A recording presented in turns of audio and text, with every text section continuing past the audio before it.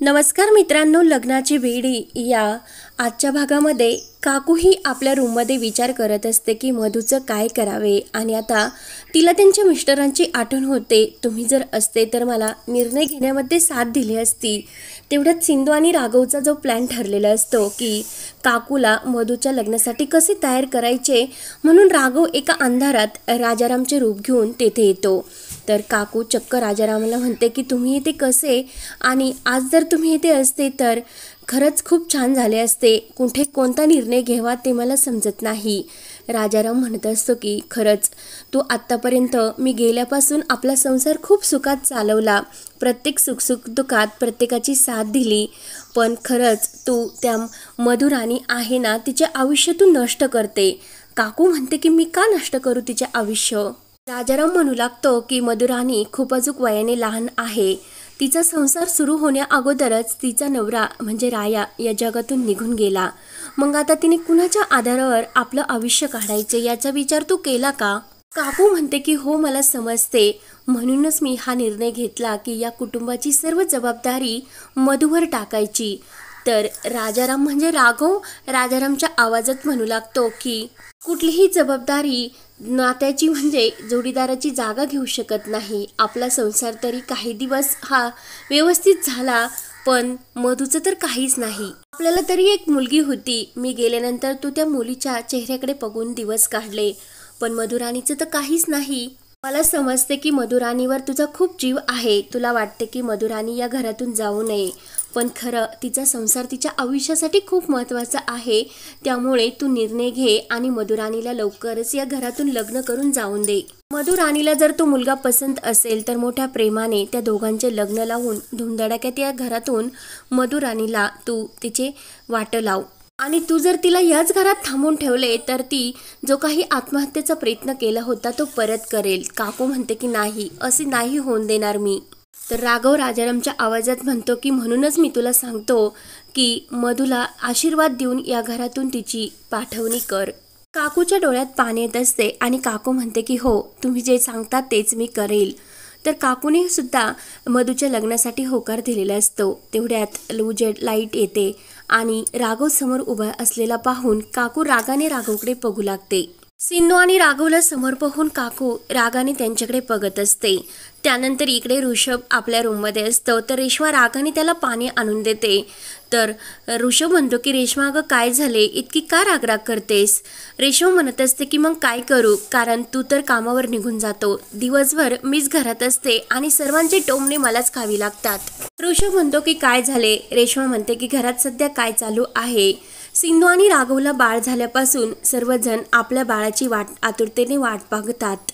मग मी त्यांना काय उत्तर देऊ. ह्या जे काही सत्य आहे त्यांच्यापासून किती दिवस लपून ठेवायचे.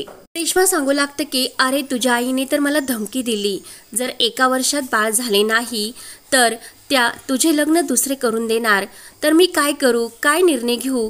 तर ऋषभ म्हणतो की रेश्मा प्लीज शांत हो, मी आईशी या विषयावर बोलतो.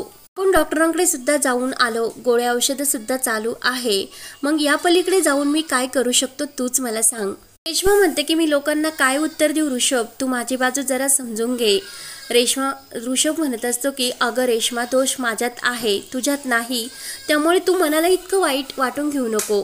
रेश्मा रडत असते. ऋषभ म्हणतो की रेश्मा प्लीज मनाला वाटून घेऊ नको आणि रडू नको. राघव आणि सिंधूला जसा मार्ग मिळाला तसा आपल्याला सुद्धा मार्ग मिळेल. आपण सेटल ओपनिंग घेऊया, म्हणजे आपल्याला अजून माहिती मिळेल. ऋषभ प्रेमाने रेश्माला जवळ घेतो. रेश्मा खूप रडत असते. दोघे एकमेकांच्या मिठीत आलेले असतात. त्यानंतर इकडे काकू राघवला म्हणते की राघव, तू होता, तुझी हिंमत कशी झाली माझ्याशी अशी वागण्याची.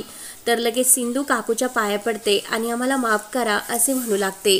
सिंधू म्हणते की काकू, आम्हाला हवी ती शिक्षा द्या, पण मधुताईंना एकटेपणाची अशी शिक्षा देऊ नका.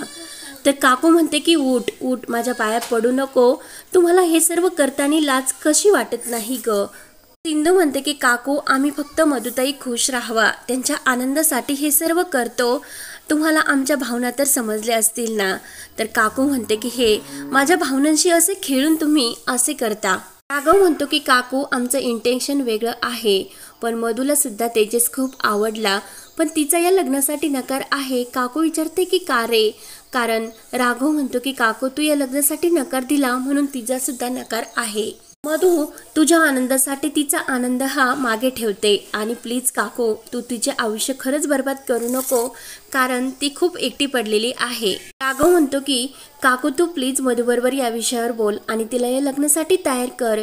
काकू म्हणते की हो राणी जर या लग्नासाठी तयार असेल तर मी नक्की तिला तयार करेल, मी बोलते तिच्या बरोबर या विषयावर. तर राघव आणि सिंधूला खूपच आनंद होतो. राघव आणि सिंधू चक्क एकमेकांना काकूसमोर मिठी मारतात आणि लगेच बाजूला होतात. काकू त्यांच्याकडे बघतच असते तर राघव सिंधू खुश होऊन काकूला मिठी मारतात. तर लगेच काकू म्हणते की तुम्ही खुश आहात ना आणि मला सुद्धा खुश राहून द्यायचे ना, मग अंगचटीला येऊ नका. तर राघव आणि सिंधू हे हसतच बाजूला होतात. मला तुमचं सर्व काही पटले, पण आत्ता तुम्ही जे काही वागलात ना मला फसून, ते मला आवडले नाही. परत जर माझ्याशी तुम्ही असे वागलात तर तुम्हाला दोघांना या घरातून बाहेर काढेल आणि अंकुरला स्वतः मी वाढवेल. त्यानंतर इकडे रेश्मा खूप रडत असते आणि ऋषभच्या मिठीत ऋषभला म्हणत असते की ऋषभ, आई जेव्हा म्हटल्या की त्या तुझं दुसरं लग्न लावून देतील तेव्हापासून मला खरंच खूप टेन्शन आले. तुझ्याशिवाय मी नाही जगू शकत, माझं तुझ्यावर खूप प्रेम आहे. ऋषभ म्हणतो की माझं सुद्धा रेश्मा तुझ्यावर खूप प्रेम आहे, कधी दुसरं लग्न करणार नाही. शेवटपर्यंत मी तुला प्रॉमिस करतो की तुझाच राहीन. माझ्या मनामध्ये दुसरे कोणीही येणार नाही आणि आयुष्यामध्ये सुद्धा. रेश्मा म्हणते की ऋषभ आईंना कसे समजायचे. तर ऋषभ रेश्माला जवळ घेतो आणि तू काळजी करू नको, मी समजावतो तिला. तर रेश्मा ऋषभला सॉरी बोलते, मी तुझ्यावर खरंच खूप रागवले. नंतर इकडे मधू आपल्या रूममध्ये फोनवर बोलत असते आणि बाळाला घेऊन ती कुठेतरी पळून जाणार असते म्हणून ती बाहेरच्या देशाची तिकीटही मागवत असते आणि बाळाचा सुद्धा पासपोर्ट आहे आणि माझा सुद्धा लवकरच आमची तिकीटं बुक करून ठेवा असे ती सांगत असते. तेवढ्या तिथे राघव आणि सिंधू येतात. तर मधू खूपच घाबरते. मधूला वाटते की राघव आणि सिंधूला मी बाळ पळून नेणार हे समजले की काय, म्हणून मधू खूपच घाबरते. राघव आणि सिंधू हे मधूकडे बघत रूममध्ये येत असतात. तर मधू विचारते की इतक्या रात्री तुम्ही इथे काय करतास. तर सिंधू म्हणते की तुमच्याबरोबर बोलायचे. मधू म्हणते की अरे राघव बोल ना, काय झाले. तर सिंधू म्हणते की मधुताई इतके कशाला टेन्शन घेतात, काकू चक्क तुमच्या लग्नासाठी तयार झालात. राघव आणि सिंधू खुश होऊन मधूला हे सर्व सांगू लागतात. राघव आणि सिंधू खुश होऊन म्हणतात की मधुताई आता कसले टेन्शन घेऊ नका आणि लवकरच तयारीला लागा. तर सिंधू म्हणत असते की मधुताई आता खूप उशीर झाला. तेव्हा राघव आणि सिंधू गुड नाईट करून आपल्या रूममध्ये जातात. तर मधू ही दरवाजा लावून घेते आणि खुश होऊन बाळाजवळ येते. बाळाला म्हणत असते की आता तुझ्या आईला म्हणा जितका आनंद व्यक्त करायचा तितका व्यक्त करून घे. मला तुझ्या बाबापासून तिने वेगळं केलं, मग आता मी तिला तिच्या बाळापासून कसे वेगळे करते हे तिला म्हणा बघतच राहा. तर मधू खूपच खुश होते कारण मधूने आता बाळाला पळून नेण्याचा प्लॅन केलेला असतो.